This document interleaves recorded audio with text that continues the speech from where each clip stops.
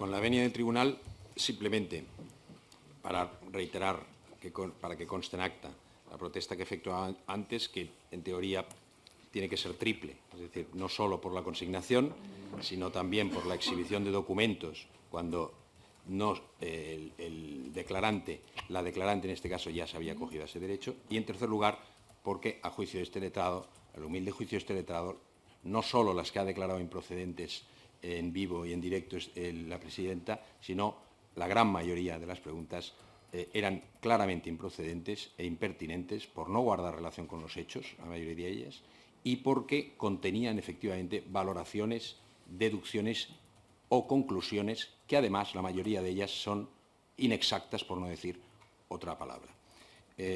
Simplemente para que quede constancia. Pasando ya a lo que sería el interrogatorio, doña Cristina, ¿qué formación académica tiene usted? Licenciada en Ciencias Políticas por la Universidad Complutense. ¿Tiene usted especiales conocimientos contables o fiscales? No, ninguno. ¿Su labor profesional en la Fundación La Caixa implica la gestión de cuestiones tributarias o sobre contabilidad? No, mis funciones en la Fundación La Caixa yo soy directora del área internacional de la Fundación La Caixa, cuyas actividades son diferentes e independientes de las que pueden ser las de la entidad CaixaBank. ¿Usted y su marido tenían acordado un reparto de las tareas familiares? Sí, mi marido lo ha explicado un poco.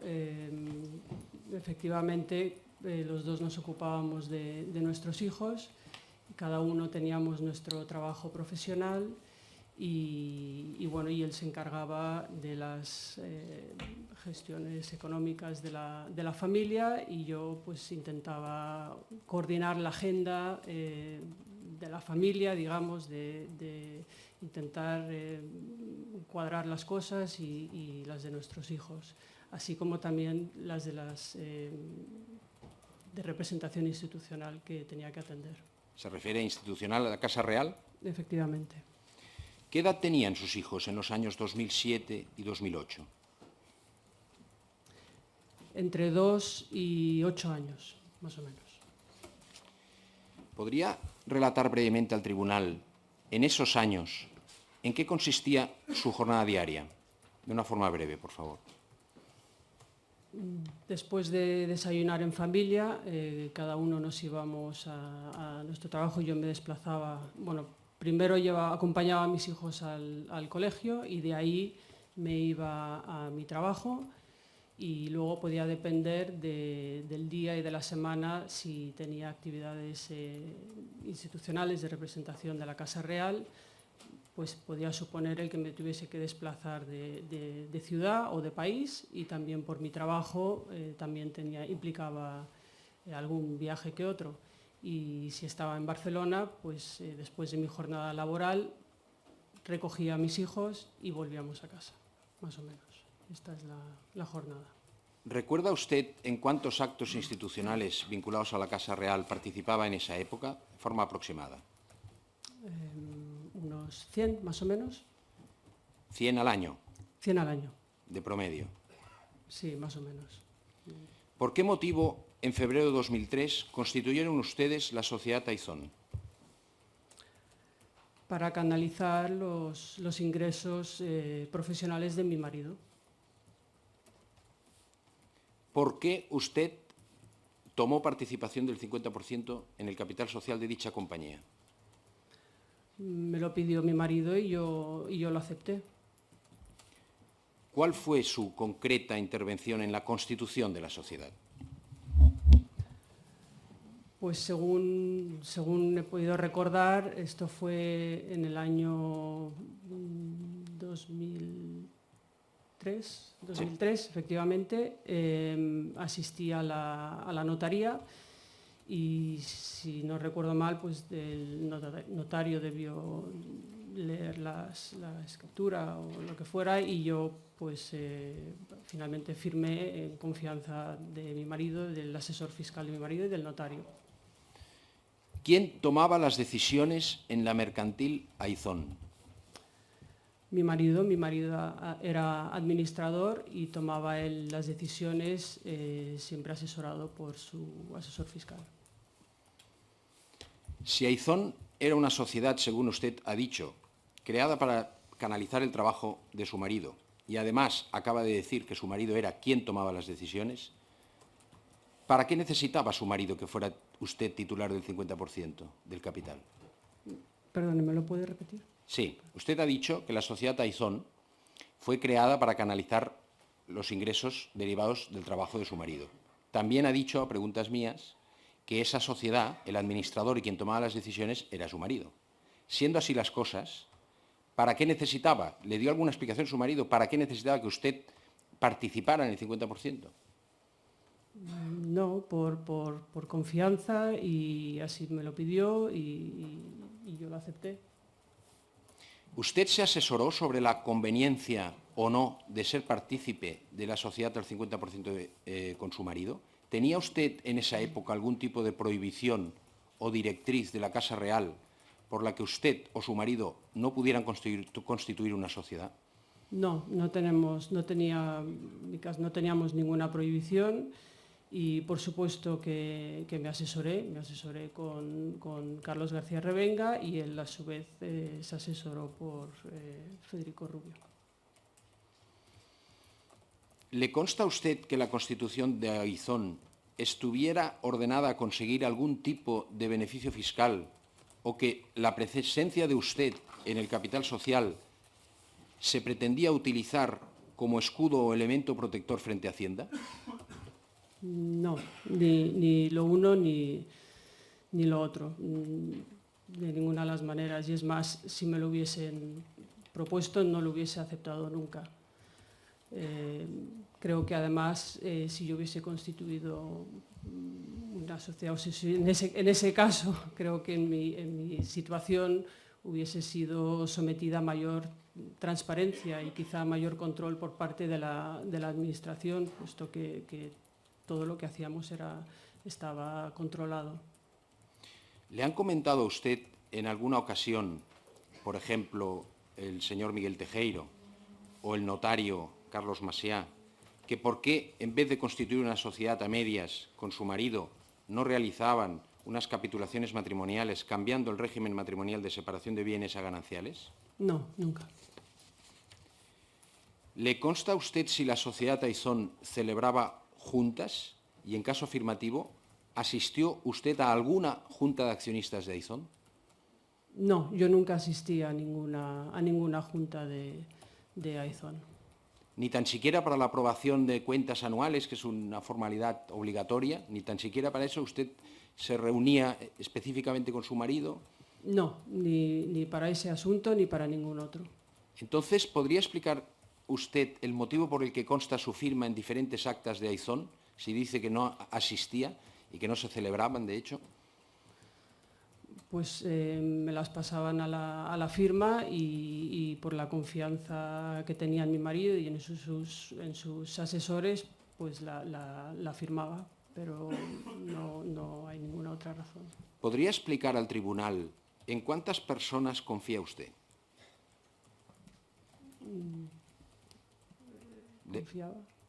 ¿Confiaba? Bueno, como quiera usted. Podemos diferenciar conocimiento histórico del sobrevenido. Pero vamos a empezar, ya que la imputación tiene que ver con los años 2007 y 2008, aunque a veces no lo ha parecido. En esa época, ¿en cuántas personas confiaba usted?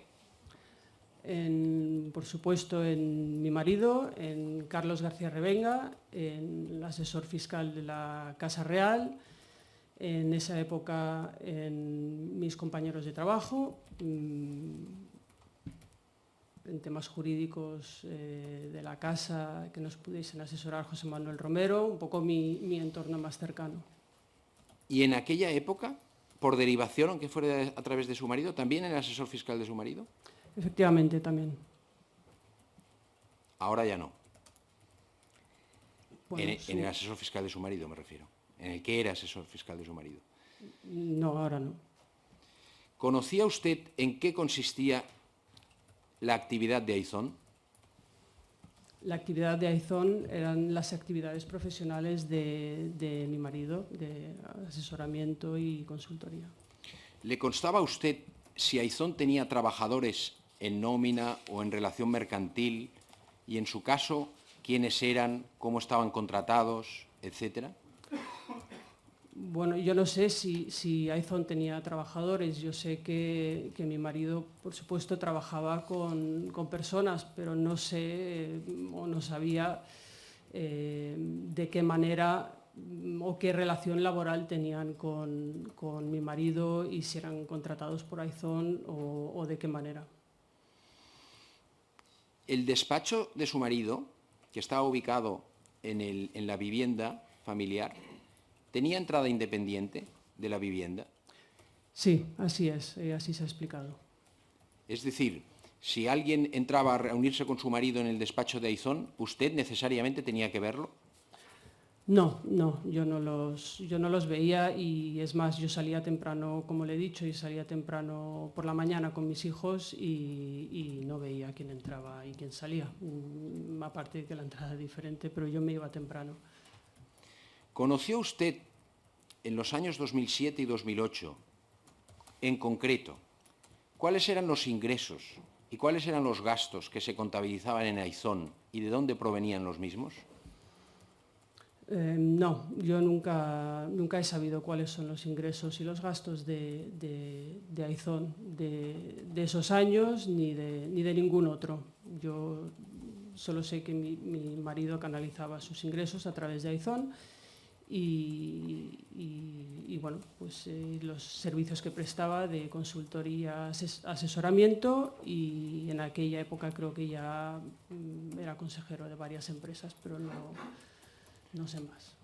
Le han insistido, por parte de Manos Limpias, que usted no era administrador de Derecho, pero le insisten en que usted era administrador de Hecho, o sea, que usted tomaba decisiones. ¿Usted tenía firma en la compañía Aizón? Es decir, ¿usted tenía poderes de representación? ¿Podía operar en cuentas bancarias de Aizón? No tenía ni firma, ni poderes, ni... ¿Usted podía acceder al saldo de las cuentas corrientes de Aizón? No.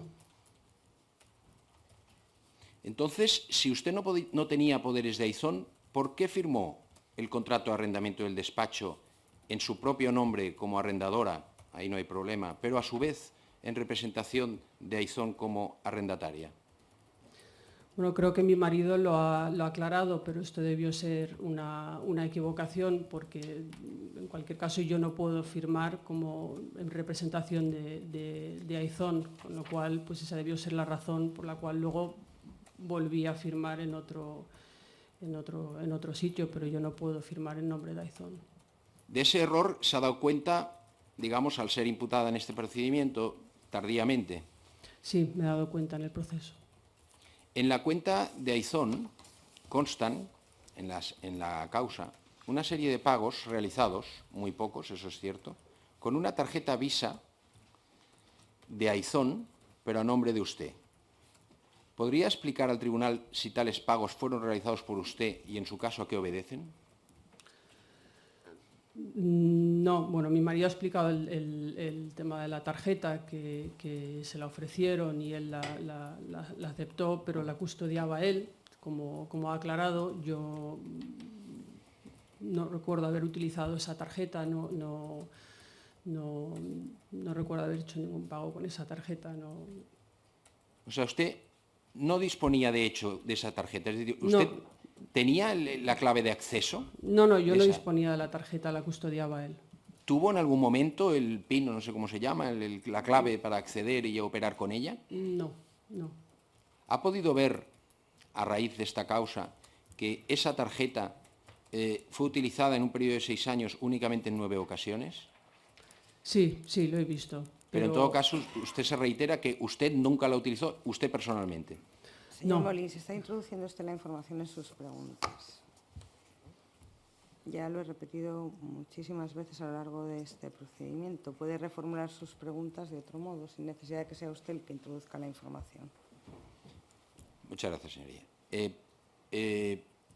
¿Usted ¿ha sido consciente de que Aizón ha sido utilizada para incorporar gastos, digamos, de tipo familiar o personal que no guardaban relación con el objeto social de Aizón? No.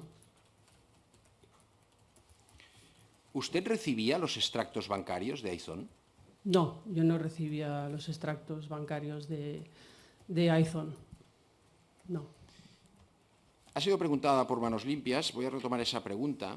¿Le consta a usted la existencia de un correo electrónico del señor Marco Tejero en el que éste indica al banco, al BBVA, que no le remitieran a usted el extracto de esa tarjeta? ¿Por qué tenía usted interés en desvincularse de la utilización de esa tarjeta? Bueno, yo he visto este mail, de hecho, en el proceso hace unos días, cuando la señora letrada de Manos Limpias le presentó el mail al señor Tejero, pero yo desconozco el procedimiento y lo que pasó debió ser pues, un tema suyo. No sé realmente a qué se debe. ¿Usted en alguna ocasión le dio instrucciones a Julita Cuquerella, a Miguel Tejero, a Marco Antonio Tejero o a alguna de estas personas sobre cómo se debía contabilizar nada en Aizón? No, yo nunca he dado instrucciones a nadie en cuanto a Aizón. ¿En alguna ocasión entregó usted a Julita Cuquerella o a alguno de los escoltas facturas o tickets de gastos de tipo personal para que estos a su vez se los entregaran al contable de Aizón al objeto de que se contabilizaran en dicha sociedad? No, nunca los he entregado. ¿Julita Cuquerella era su secretaria o la de su marido? Julita Cuquerella era secretaria de mi marido. ¿Alguna vez le dio usted órdenes a Julita Cuquerella de cómo se debían contabilizar nada? No, yo no le he dado órdenes ni a Julita Cuquerella ni a nadie. Aunque ya se lo preguntaba a su marido, debo preguntárselo a usted también. ¿Cómo se realizaba la contratación del servicio doméstico? Pues después de una primera preselección por una empresa externa, Sarria Serveis, mi marido y yo pues, seleccionábamos a la persona más adecuada y después, a partir de ahí, yo ya me desvinculaba, o sea, era mi marido con sus asesores los que decidían cómo se hacía la contratación. Yo solo intervenía en la selección y a posteriori pues, los servicios de seguridad también intervenían de alguna manera, por motivos obvios. ¿A usted le consta o tuvo conocimiento de que dichas personas hubieran sido dado de altas como trabajadores en Aizón?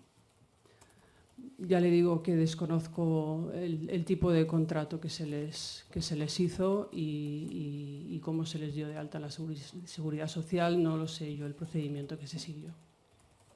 ¿Quién tomó esa decisión, si no la tomó usted? Pues sería mi marido con sus asesores. ¿Es cierto que al servicio doméstico se le pagaba con dinero en efectivo, según alguien ha dicho en la causa? Rotundamente no. ¿Tenía usted constancia de que durante los ejercicios 2007 y 2008 se incluyeran en la contabilidad de Aizón determinados gastos de naturaleza personal de usted y de su marido? Lo he visto aquí en la causa, pero ya le digo que era mi marido el que se encargaba de los gastos familiares. Yo no intervenía en ese tema.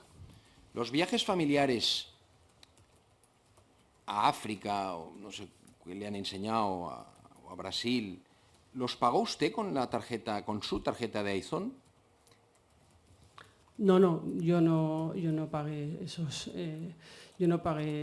viajes, ya le digo, los gestionó mi marido. Yo desconozco cómo se hizo y, como le he dicho al principio, teníamos divididas las funciones y era mi marido el que se encargaba de los gastos familiares. Es decir, en el momento en que se realizaron esos viajes, usted no supo que los pagara Aizón en el caso de que los haya pagado Aizón. ¿No lo supo usted en ese momento? No, claro. No ¿Lo ha averiguado más tarde? Más tarde, sí, en la causa. ¿Sabe usted que a su marido se le imputan, entre otros delitos, un delito de defraudación del impuesto sobre la renta en los ejercicios 2007 y 2008? Y que la agencia tributaria entiende que su marido utilizó Aizón como pantalla. ¿Esto lo sabe usted? Sí, sé que se le imputan esos delitos bueno, yo confío plenamente en él y estoy convencida de su inocencia y que siempre ha estado asesorado y convencida de que ha estado bien asesorado. Pero en algún momento su marido le transmitió a usted, le informó sobre la forma en que pensaba declarar fiscalmente los ingresos o los gastos de su trabajo o de Aizón. No, mi marido y yo no hablábamos de esos temas, con lo cual nunca me comentó cómo se gestionaban o nunca me comentó los ingresos y los gastos de Aizón. ¿Ha recibido usted algún dividendo de Aizón en su condición de socia de Aizón? No, ¿Usted realizaba su declaración del impuesto sobre la renta de las personas físicas de forma individual o conjunta con su marido? no, de forma separada. ¿Quién se encargaba de asesorarles o de efectuar esas declaraciones tributarias? En mi caso lo hacía Federico Rubio, el asesor fiscal de la Casa de Su Majestad el Rey. Y en el caso de mi marido, su asesor fiscal. En definitiva, ¿en algún momento, doña Cristina, participó usted en la administración o en la gestión de la sociedad Aizón? No, no participé en la administración ni en la gestión de la sociedad Aizón. ¿Realizó algún trabajo usted para Aizón? Tampoco, no realicé ningún trabajo para Aizón. ¿Y su marido, que era el administrador único de Aizón, no le informaba de la marcha de la sociedad? No, ya le digo que no hablábamos de los temas de Aizón ni nada que se le relacione, no, hablábamos de otros temas. ¿Y usted por qué no le preguntaba? Pues porque no procedía, no eran temas que me interesase hablar con él. Ya le digo, en esos años nuestros hijos eran bien pequeños y estábamos muy ocupados. En cuanto a la responsabilidad civil solicitadas por las acusaciones, ¿ingresó usted en la cuenta de consignaciones del juzgado el importe correspondiente a la responsabilidad civil exigida por el Ministerio Fiscal? Así es. ¿Cuándo lo hizo?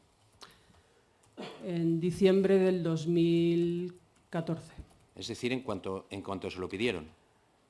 Sí, en cuanto supe que las acusaciones reconocían o entendían que yo me había beneficiado económicamente de los hechos que aquí se discuten. Bien, para acabar le daré una pregunta, perdóneme porque no es una pregunta propia, pero quiero hacérsela para aclarar las cosas. Bien. ¿Tiene usted cuentas? Propia, ¿a qué se refiere? Es que ¿Perdón? ha dicho, no es una pregunta propia. No, propia, digo, de cosecha propia, de este letrado, simplemente. Propia me refería a eso. Claro, no es propia que... sobre procedente o no, Vale. sino propia de este letrado, que no es mía, pero se la tengo que hacer. Vale. ¿Tiene usted cuentas o depósitos en paraísos fiscales como Belice, Luxemburgo, Delaware, Panamá o Suiza? No tengo cuentas en paraísos fiscales, ahora sí tengo una cuenta en Suiza ya que resido en Suiza. ¿Es una cuenta declarada, la de Suiza? Totalmente. En los años 2007 y 2008 y en años anteriores, ¿nunca ha tenido usted cuentas en paraísos fiscales? ¿Ha tenido usted cuentas? ¿Ha tenido usted cuenta en paraísos fiscales fuera de esos años? Porque yo le he preguntado por esos años. ¿Fuera de esos años, en algún momento en su vida? No, nunca he tenido cuentas en paraísos fiscales, ni en Suiza, ni en ningún lado. ¿Y su marido le ha explicado si él tiene o ha tenido? Él no ha tenido nunca tampoco. Pues no hay más preguntas, señoría. Muchas gracias. Bien, gracias. Bien, ya me he oído informar de la posibilidad que tienen de renunciar expresamente al derecho que les asiste en su defensa, de poder presenciar toda la prueba que aquí se practique. Y, como ya he oído también, es un derecho al que expresamente tienen que renunciar. Sí que tienen obligación de comparecer al trámite de conclusiones. Por favor, ¿quieren guardar silencio? al trámite de conclusiones en la medida en la que se pudieran modificar las conclusiones que ahora tienen ustedes conocimiento respecto de los delitos y penas que se solicitan frente a ustedes. ¿Qué desea hacer usted? Yo renuncio. Bien, en cualquier caso, y como ya he manifestado anteriormente, si en cualquier momento decidiera, a raíz de las informaciones que reciba de sus letrados, incorporarse al procedimiento, lo podrá hacer en defensa de sus derechos. Puede volver a su sitio. Muchas gracias. Perdón, Bien. señoría, Un le prometo momento, que es mi última por intervención. favor. Le prometo que es mi última intervención del día, si me lo permite. Esto, No, diga. es simplemente... No tiene que ver con doña Cristina, simplemente es para podernos programar. No, pero es que no he terminado. Vale, perdón, señoría. Es que puede volver a su sitio, si es tan amable. Gracias.